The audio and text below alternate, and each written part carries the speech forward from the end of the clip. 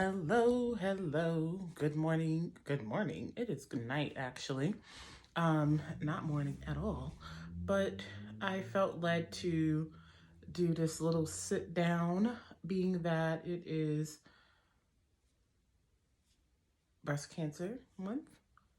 And I'm wearing pink to represent all of my warriors, thrivers, those who have lost the fight, um, those who are in the fight right now. I know that just being a cancer thriver myself, very recently, it can be very challenging.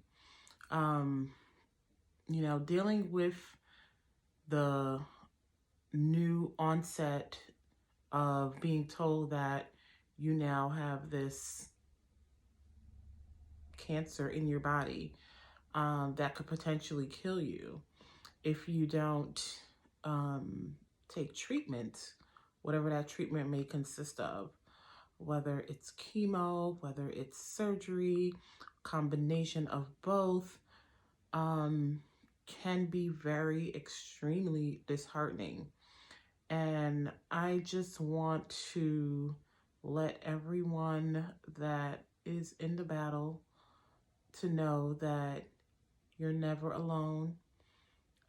There are so many people that have gone through this fight and have made it on the other side.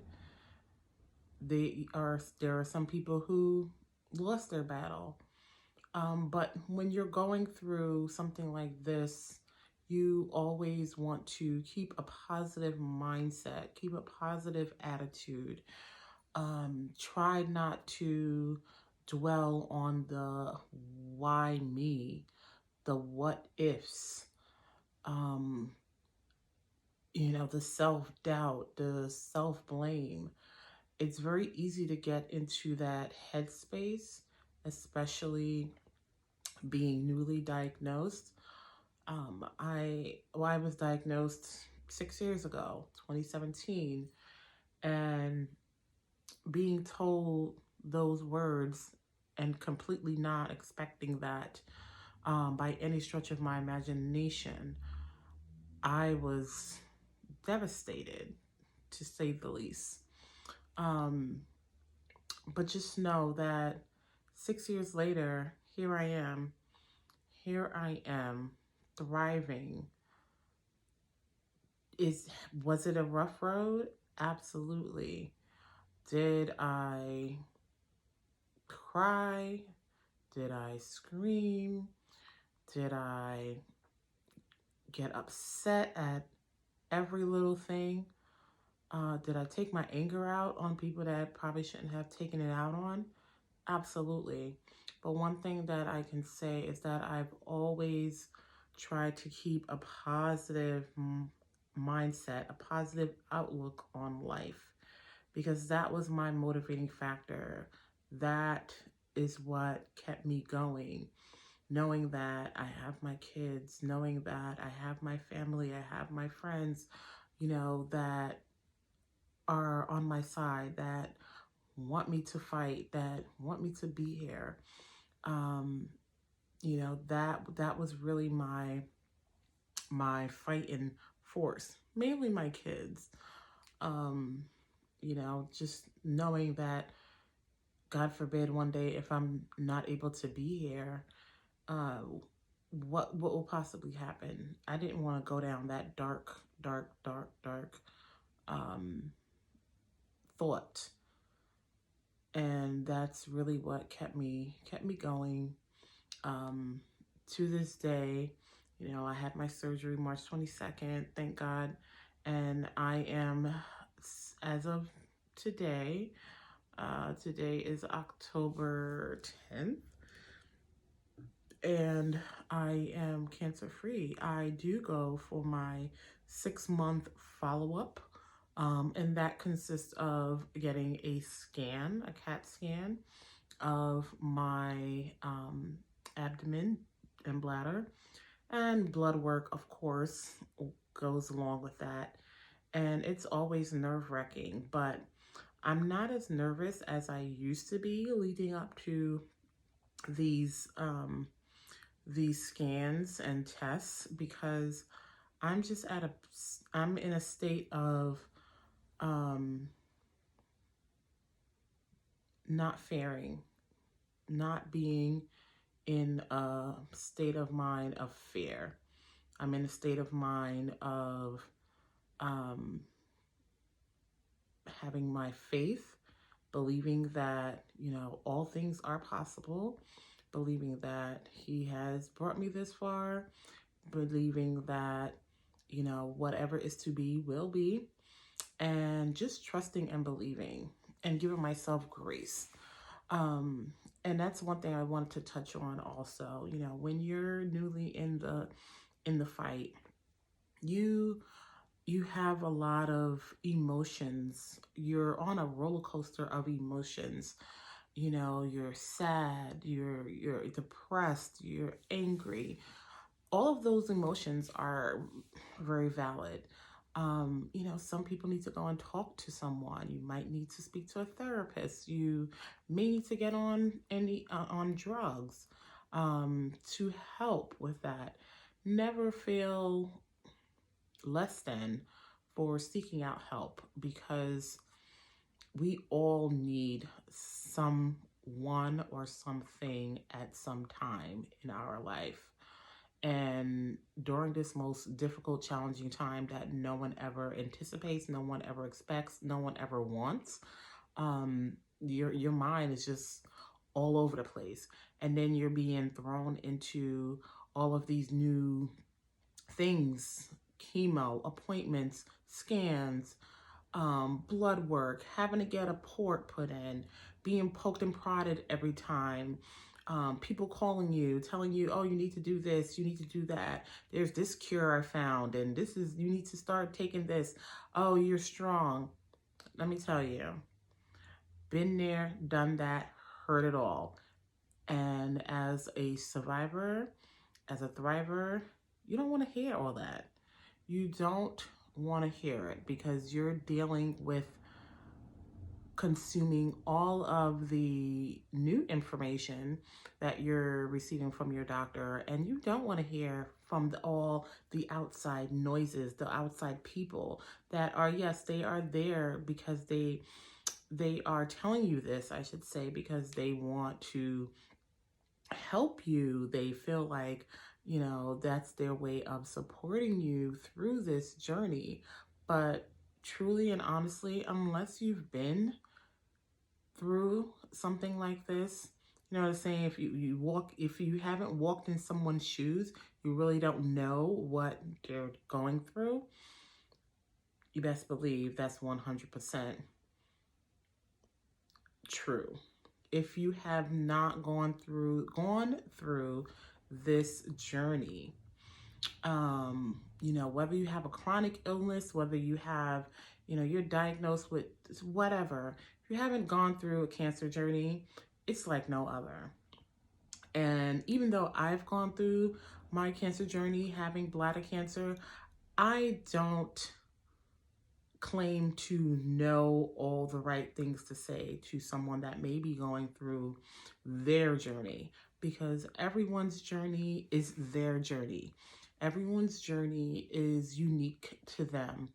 Everyone deals with things differently. Everyone may not be positive about what they're about to endure. Everyone may not have the support that they wish they had.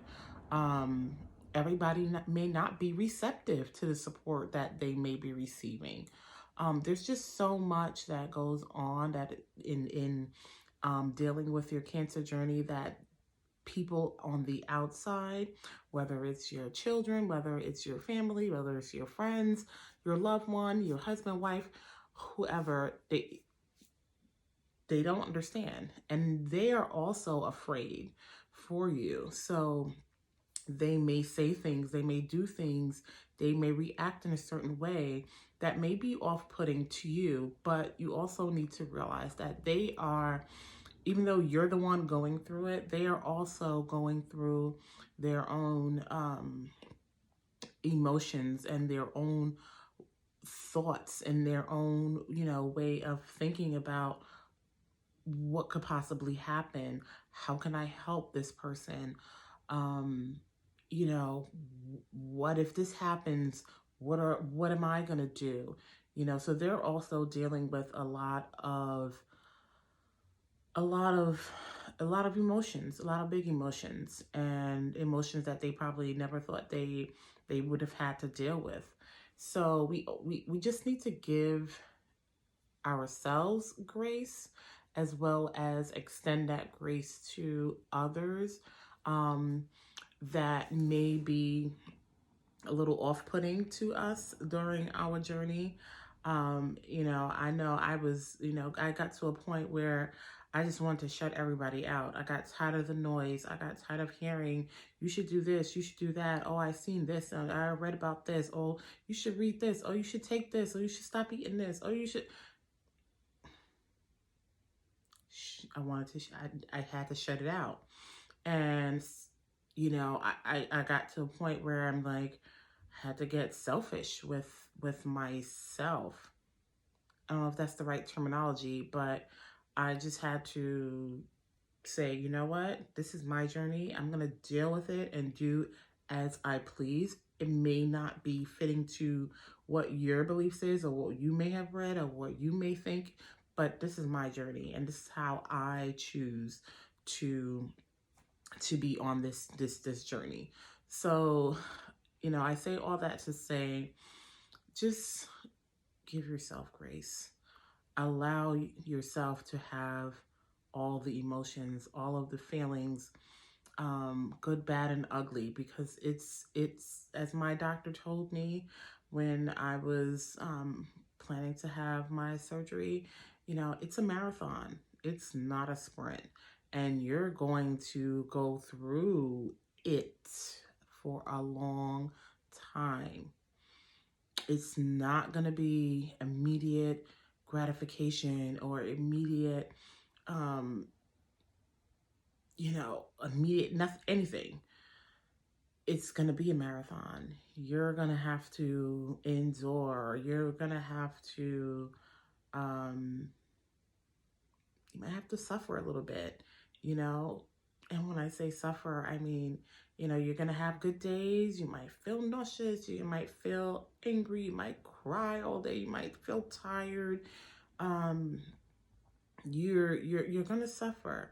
But the suffering does not last forever. It does not. I'm a believer in, my God. And I know, the cliche saying, he gives his hardest battles to his toughest soldiers. That may not be the exact verbiage, but you know what I'm saying. And that always used to, just make me roll my eyes. Like, I'm tired of being tough. I don't want to be tough. I want to take, that S off my chest. I'm not Superwoman. This shit is fucking hard. Excuse my French. And I don't want to deal with it. But at the end of the day, you have to. You have to deal with it. And at the end of the day, you will get through it. I know so many survivors in the line of work that I work in. I dealt with one-on-one with many cancer patients. Being a lymphedema therapist, that is something that you encounter.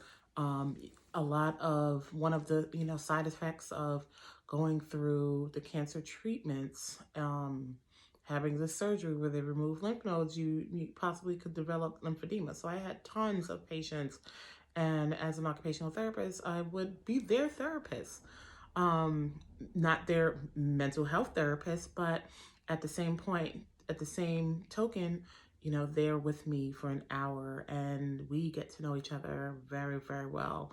A lot of my friends A lot of people that have become my friends were my patients. And I'm not ashamed to say that. I won't break HIPAA guidelines and say, oh, that person, that person, that person. But you just learn so much from being able to listen. And I think that's one thing that a lot of my patients, when they came to me after, getting diagnosed with cancer and then getting diagnosed with lymphedema on top of it, it's like, what more could I possibly endure? I have cancer.